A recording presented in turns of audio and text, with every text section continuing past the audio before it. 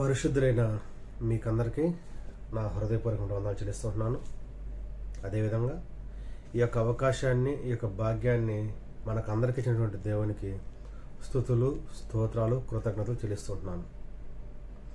దేవుని యొక్క కృపను బట్టి మనం ఒక వ్యక్తి ఒంటరిగా ఉంటే అతను ఏ రీతిగా ఆలోచన చేసి అతను ఏ రీతిగా తయారవుతాడో అనే విషయాన్ని గురించి మనం ఆలోచన చేస్తున్నాం. ఒంటరిగా ఉన్నటువంటి వ్యక్తి దేవునికి దగ్గర అవుతాడా లేదా సాతానికి దగ్గర అవుతాడా? అతని క్రియలు ఎలాగా ఉంటాయి? ఆ క్రియల వలన ప్రతిఫలము ఎలాగా వస్తుంది? ఏ రీతిగా అతని యొక్క జీవితం చివరికి ముగుస్తుంది అనేటువంటి విషయాన్ని గురించి మనం ఆలోచన చేస్తున్నాం. అందులో భాగంగానే ఇప్పటి వరకు కొన్ని విషయాల్ని ఆలోచన చేస్తాం. నిన్నటి దినాన ఇస్కరియోతు యోధాను గురించి మనం పరిశీలన చేసాం. అతని శిష్యులు, అతని సహోదరులందరైనటువంటి అనగా అపోస్తులైనటువంటి వారందరితో ఉన్నప్పుడు కానివ్వండి, క్రీస్తు ప్రభుతో ఉన్నప్పుడు కానివ్వండి, అతను ఆలోచన చేశాడు. కానీ వారిని వదిలి ఒంటరిగా వెళ్ళినప్పుడు మాత్రమే నిజంగా సాతానికి లోబడినట్టుగా మనం చూసాం. తద్వారా ప్రభువును అప్పగించినట్లుగా చూసాం. దాని వలన అతను ఉరిపెట్టుకున్నాడు అనే విషయాన్ని కూడా మనం ఆలోచన చేసాం. ఒక వ్యక్తి ఒంటరిగా ఉంటే వారి యొక్క ఆలోచనలు ఏ రీతిగా ఒక మనిషిని ఉరి వరకు తీసుకువెళ్తాయి అని మనం అందులో నుంచి నీతిని నేర్చుకున్నాం.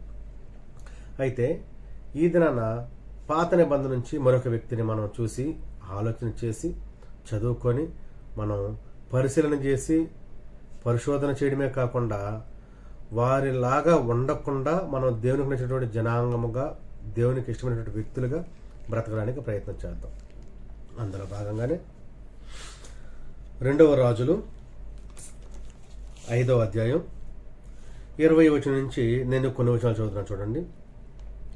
అంతటా దైవజనుడైన ఎలీషాకు సేవకుడకు గెహాజీ సిరియనుడైన ఈ నయమాను తీసుకుని వచ్చిన వాటిని అంగీకరించుటకు నా యజమానికి మనస్సు లేకపోయినా కానీ యెహోవా జీవముతోడు నేను పరిగెత్తుకుని పోయి అతన్ని కలుసుకుని అతని యొద్ద ఏదైనా తీసుకుందని అనుకుని నయమానుని కలుసుకున్నట్టుకై పోవచుండగా నయమాను తన వెనుక నుండి పరుగున వచ్చుచున్న వారిని చూచి తన రథము నుండి దిగి వారిని ఎదుర్కొని క్షమమా అని అడిగను.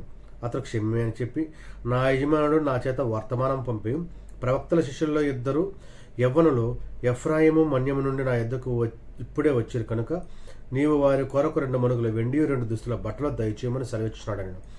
అందుకు నయమాను, నీకు అనుకూలమైతే రెట్టింపు వెండి తీసుకోమని బతిమాలి 2 సంచుల 4 మణుగుల వెండి కట్టి 2 దుస్తుల బట్టలనిచ్చి తన మనివారితో 2 మీద వాటిని వేయగా వారు గెహాజీ ముందర వాటిని మోసుకొని పోయారు. మెట్ల దగ్గరకు వారు రాగానే వారి యొద్ద నుండి గెహాజీ వాటిని తీసుకుని ఇంటిలో దాచి వారికి సెలవేగా వారు వెళ్ళిపోయారు. అతడు లోపలకు పోయి తన యజమానుని ముందర నిలువగా ఎలీషా వారిని చూచి, గెహాజీ నీ వెచ్చని వచ్చితవని అడిగినందుకు వాడు నీ దాసుడనని నేను ఎచ్చటికే పోలేదనను. అంతటా ఎలీషా వానితో, ఆ మనుషుడు తన రథము దిగి నేను ఎదుర్కొన్నట్టుకు తిరిగి వచ్చినప్పుడు నా మనసు నీతో కూడా రాలేదా? ద్రవ్యమును, వస్త్రములను, ఒలివ చెట్ల తోటలను, ద్రాక్ష తోటలను, గొర్రెలను, ఎడ్లను, దాసాదాసిని సంపాదించుకుంటూ ఇది సమయమా? కాబట్టి నయమానుకు కలిగిన కుష్టు నీకును నీ సంతతికిని సర్వకాలము అంటిండును అని చెప్పగా వాడు మంచు వల్ల తెల్లనైన కుష్ఠము కలిగి ఎలీషా ఎదుటి నుండి బయటకు వెళ్ళిపోయాను. నా ప్రియమైనటువంటి సహోదర సహోదరులారా, ఈ యొక్క చదవబడినటువంటి 5వ అధ్యాయం 20వ వచనం నుంచి 27వ వచనం వరకు ఉన్నటువంటి కథ మనకు తెలుసు. 20వ వచనంకు ముందు 1 నుంచి జరిగినటువంటి కథ మనకు తెలుసు. అక్కడ ఉన్నది ఏంటంటే, సిరియా రాజు దగ్గర సైన్యాధిపతిగా పనిచేసినటువంటి ఒక నయమాను ఉన్నాడు. అతను బలవంతుడు, బాగా యుద్ధం చేయగలిగినటువంటి వ్యక్తి. వాళ్ళు ఇశ్రాయేల్ మీదకి యుద్ధం చేసి గెలిచి అక్కడ ఒక చిన్నదాన్ని తీసుకొస్తారు. అప్పటికి అతను కుష్ఠరోగిగా ఉంటాడు. బలాఢ్యుడైనప్పటికీ, యుద్ధం చేసగలిగే శక్తి ఉన్నప్పటికీ ఆ చిన్నది అతను కలిగిన కుష్ఠరోగం చూసి ఆమె ఏమైనా బాధపడుతుందంటే, షుమ్రోన్లో ఉన్నటువంటి ప్రవక్త దగ్గర నా దాసుడుంటే మేలని ఆ యొక్క నయమాను భార్యకు చెప్పినప్పుడు, నయమాను భార్య నయమాను చెప్పినప్పుడు, నయమాను రాజు ద్వారా ఇశ్రాయేలీల రాజుకి ఒక పత్రికను రాసి పంపి ఇతను కలిగిన కుష్ఠరోగం మీరు తీసేయాలని అన్నప్పుడు, ఇశ్రాయేల్ రాజు నేనేమన్నా దేవుడినా చచ్చిన వారిని బ్రతికించడానికి, బ్రతికిన వారిని చంపడానికి అని బట్టలను చింపుకొని ఇతను ఎందుకు ఈ రీతిగా చేశాడు, నన్ను ఏమంటారు, నా మీద యుద్ధం చేయడానికి కదా నన్ను నా మీద నాతో గొడవ వేసుకోవడానికి ఈ విధంగా చేస్తున్నాడు, నేనేమన్నా కుష్టివాడిని బాగు చేయడానికి అంటే అనారోగ్యంతో ఉన్నవాడిని బాగు చేయడానికి, బాగున్నవాడిని పాడు చేయడానికి నేను దేవుడు అని బాధపడ్డప్పుడు అప్పుడు అక్కడ ఉన్నటువంటి ఎలీషా ప్రవక్తకి అది తెలిసి ఆ యొక్క ఇశ్రాయేలు రాజుతో అంటాడు, ఇక్కడ ఒక ప్రవక్త ఉంటాడని నీకు తెలియదా, అతను నా దగ్గరకు రమ్మని అన్నప్పుడు అతను ఆ పత్రికలో ఆ నయమానికి పంపించినప్పుడు అతను చదివి ఇతని దగ్గరకు వచ్చినప్పుడు నువ్వు వెళ్ళి ఆ సముద్రం దగ్గరికి వెళ్ళి ఒకసారి చూడండి, నేను చదువుతాను.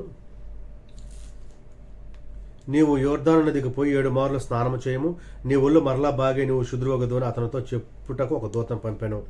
అందుకు నయమాను కోపం తెచ్చుకొని తిరిగిపోయి ఇట్లనెను, అతను నా యొద్దకు వచ్చి నిలిచి తన దేవుడైన యెహోవా నామమును బట్టి తన చెయ్యి రోగముగా ఉన్న స్థలం మీద ఆడించి కుష్ఠరోగం మానుపుని నేను అనుకుంటుని, దమస్కు నదులైన అబానాయును ఫర్ఫరును ఇశ్రాయేల్ దేశంలో నదులన్నిటికంటే శ్రేష్టమైనవి కావా.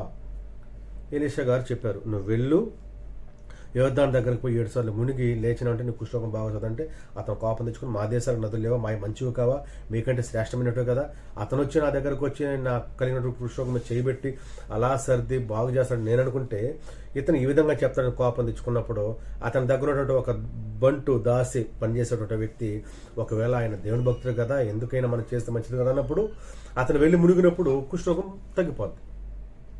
చాలా ఆశ్చర్యం వేసి అప్పుడు అతనికి కానుకలు ఇవ్వడానికి వెళ్తే ఏమి వద్దని చెప్పి అన్నప్పుడు అతను వెళ్ళిపోతాడు.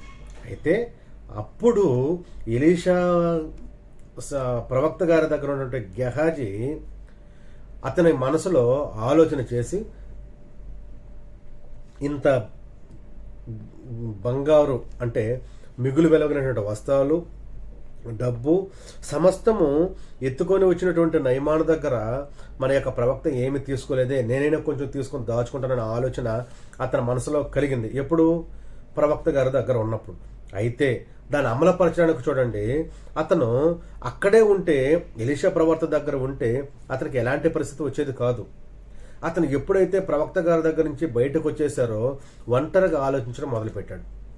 ఒంటరిగా ఆలోచించడమే కాకుండా ప్రవక్తకి తెలియకుండా అక్కడ ఉన్న జనాంగానికి తెలియకుండా అడ్డదారిలో వెళ్ళి నయమాను ఎక్కడైతే వెళ్తున్నాడో అతని బండి వెనకాల పరిగెత్తడము, అక్కడికి వెళ్ళిన తర్వాత అతను మాట్లాడము, అతనికి 2 కంటే 4 ఇవ్వడము, మరలు తీసుకొచ్చి ఇంట్లో పెట్టడము. ఆ తర్వాత ఈ విషయము మన ఎలీషా ప్రవక్త గారు ఆయన తెలుసుకున్నటువంటి వ్యక్తి అయి అతను అడిగినప్పుడు నేను ఎక్కడికి పోలేదని చెప్పడము, నయమాను కలిగిన కుష్ఠరోగం నీకు వస్తుంది చూడు తరతరాల వరకు అని చెప్పడము చాలా ఆశ్చర్యానికి గురి చేసేటువంటి విషయాలు. ఈ యొక్క కథలో ఎప్పుడైతే గెహాజీ ఎలీషా గారిని విడిచిపెట్టి ఒంటరిగా వెళతాడో అప్పుడే అతను దేవునికి వ్యతిరేకంగా పాపం చేసినటువంటి వ్యక్తి ఏడని మనం ఆలోచన చేయాలి. ప్రవక్త అయినటువంటి ఎలీషా గారికి వ్యతిరేకంగా కార్యాన్ని జరిగించినట్టుగా మనం ఆలోచన చేయాలి. ఎలీషా గారితో ఉన్నప్పుడు అంత ముందు వరకు అతనికి ఆలోచన రాలేదు, ఒకవేళ వచ్చిన అతను మనసులో ఉందో మనకు తెలియదు. కానీ ఇక్కడ అంత డబ్బును చూసరికి అతను ఆలోచన చేసి ఒంటరిగా వెళ్ళాడు, ఎవరిని తీసుకువెళ్ళలేదు. ఒంటరిగా వెళ్తే ఎవరు చూడరనుకున్నాడు, ఒంటరిగా వెళ్తే ఎవరికి తెలియదు అనుకున్నాడు, ఒంటరిగా చేసే కార్యక్రమాలు దేవుని దృష్టికి అవి కనుమరుగవుతాయని అనుకున్నాడేమో.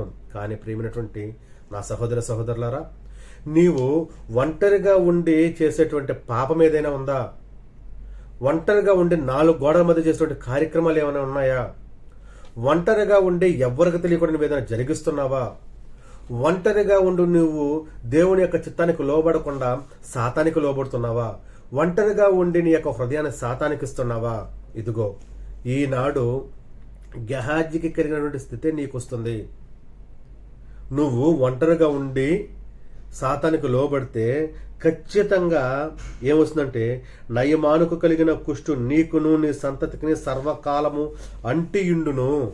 చూసారా, పాపము చేసింది గెహాజీ. ఆ యొక్క పాపము వలన ఒంటరిగా వెళ్ళి చేసినటువంటి పాపం వలన అతనికే కాకుండా అతని సంతతికి కూడా సర్వకాలము, ఒక కాలం కాదు సర్వకాలము ఆ యొక్క గెహాజీకి అతని సంతతికి నయమానుకు కలిగినటువంటి కుష్ఠ రోగాన్ని అప్లై చేయడం జరిగింది ఎలీషా గారు.